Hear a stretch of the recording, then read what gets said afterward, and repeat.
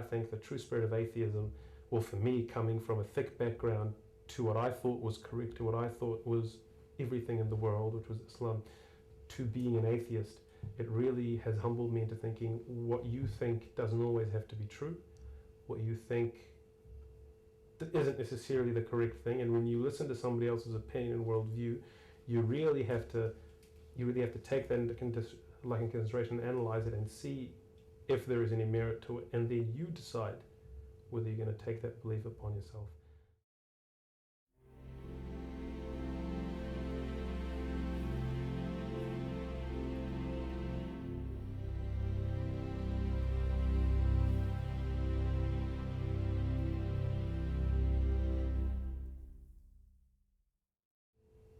Atheism can be thought of as a religion, in a sense, because people believe in it religiously. They believe and they go and fight for it in the same dogmatic fashion that some religious people do. Not all religious people, but I think we've all met a few religious people who are very dogmatic and they try to enforce their way of thinking on you. And atheists have turned into that group. So when I was very young, I was a very naughty child. I was always curious about how the world worked. I was always curious about how things fit together. I would always like to push things over and break them. And the idea was, if you could break them into the constituent parts, you could try to put them over together and figure out how things work. And as I grew up, this curiosity never went away. It never even lost any of its intensity. It just stayed as that curiosity. So when I grew up and I studied some science, again my mind became even more obsessed with finding out the truth of things, finding out how things worked, finding out why. That was a really big question in my life. Why everything happened. And especially as a scientist, my first degree was as a microbiologist. I studied that in Otago University, and I studied the very, very small. I studied, bacteria, viruses, DNA, RNA, everything. Everything that was very small, and I was always intrigued about life, how it was created, its constituent parts, and how it was all created. And then I became a dentist, which is obviously far removed from that ideology or that way of thinking. But the main reason I took dentistry is because I trusted somebody. I trusted my father, and he told me, "You really enjoy dentistry?" And I said, "Okay, sweet, I'll become a dentist." Became a dentist. And grew up, I found that was just as sciencey, and the love of experimentation and finding out new things and stuff was just as prevalent in the industry as it was in microbiology. So that there, except there was always a little bit of problem solving in the industry when a patient comes in having pain and stuff, and that there probably was very in keeping with my character. That there fueled my curiosity, which was very prevalent in my work and my work life and the way I lived my life, and that there also rolled over into all of my other, everything else I did, including what I thought about religion and what I thought about God and what I thought about how we got here and who we are and how we live and how we should view the world and stuff like that. Being Muslim as a child and adolescent and in my youth meant that that I fit in with the culture over there. It meant that I had to abide by certain rules. It meant that I learned a lot from the morals and teachings of the great religion. For me as a child, what Islam meant, it was the way that I was supposed to lead my life. I wasn't a very pious child, probably, but we all knew that was the right way. That was the way that one should lead his life, but as children, we all strayed, but it was my deepest held belief. And as I grew up, I became more and more engrossed in that belief up until a point. The idea of a God, for me, created more problems than it solved.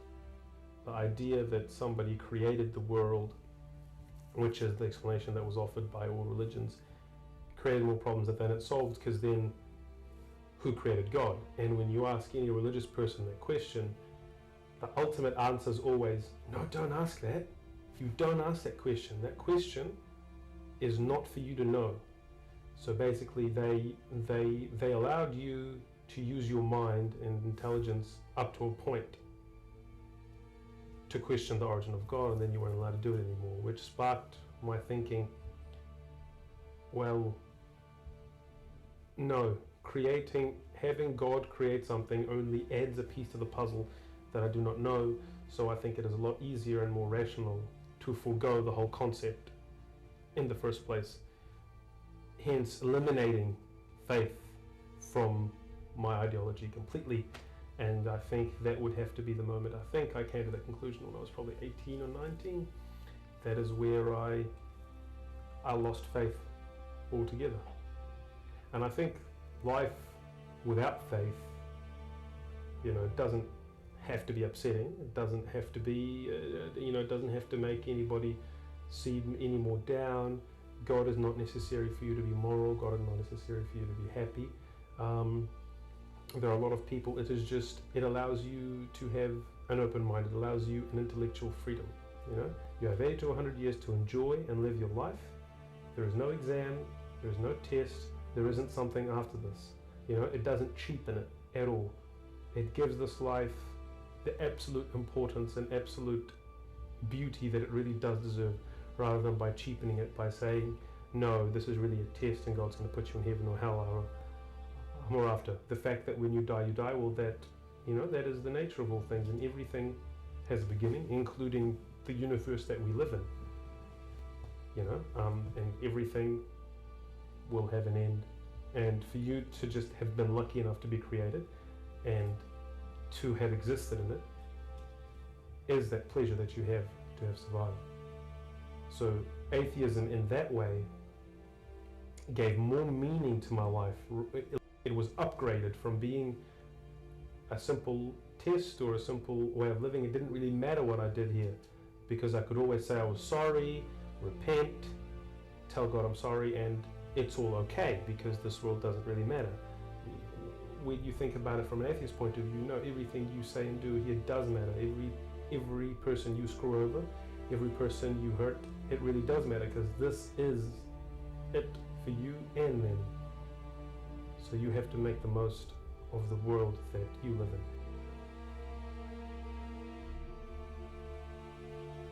in. When I decided that the best evidence suggested that there is no God and my faith was erroneous, that meant that a lot of things changed for me in terms of how I interacted with my family and how they would view me, that they actually even knew. So it led to the formation of a double life.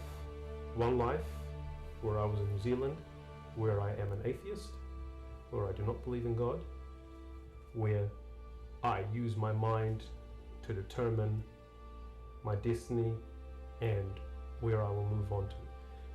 Part 2 of my life is when I go back to see my extended family, who still haven't reached that open-mindedness or that maturity of thought, and are still in the environment where Islam is the only religion, or Christianity. Well, in my family is not Christian, but the Christian Muslims are the same way. The friends that I have there who are Christian in exactly the same way, where that is the only form of thought and that is the only correct thing to do. And so when I go back there, it is very hard for me to tell them at all that I am an atheist.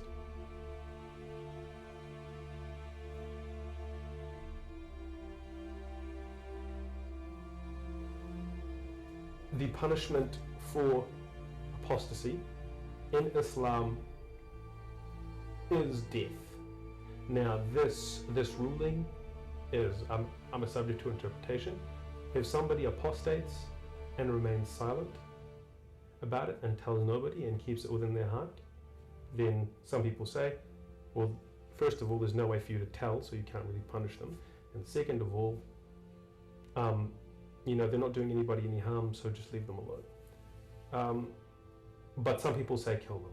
The second, and so those are the strong people who believe against death and apostasy, and they believe kill them if they leave the religion. But some people say if they don't, leave them alone.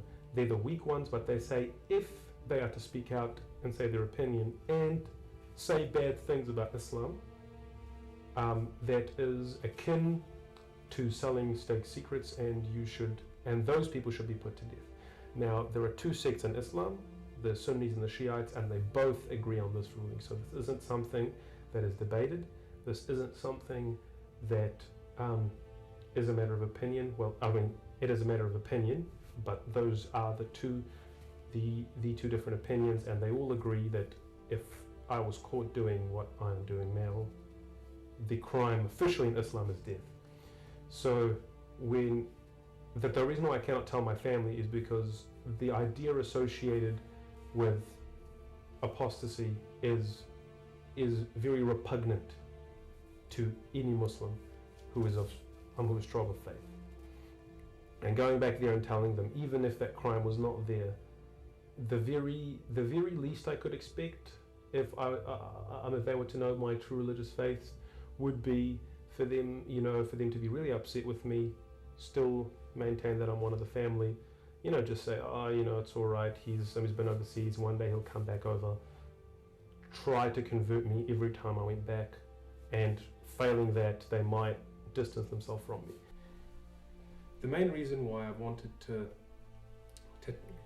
tell my story of how I went from being a religious person all the way to becoming an atheist, and that journey of self-discovery is hopefully to give people the courage who have been through something similar to do the same thing, to tell their story, to be able to stand up proud of their beliefs, and hopefully one day I will gain the courage to tell this story to my family, and one day they will hopefully accept it. Nothing is set in stone, nothing is forever, and that form of intellectual freedom, I think, today is mutually exclusive from religious dogma.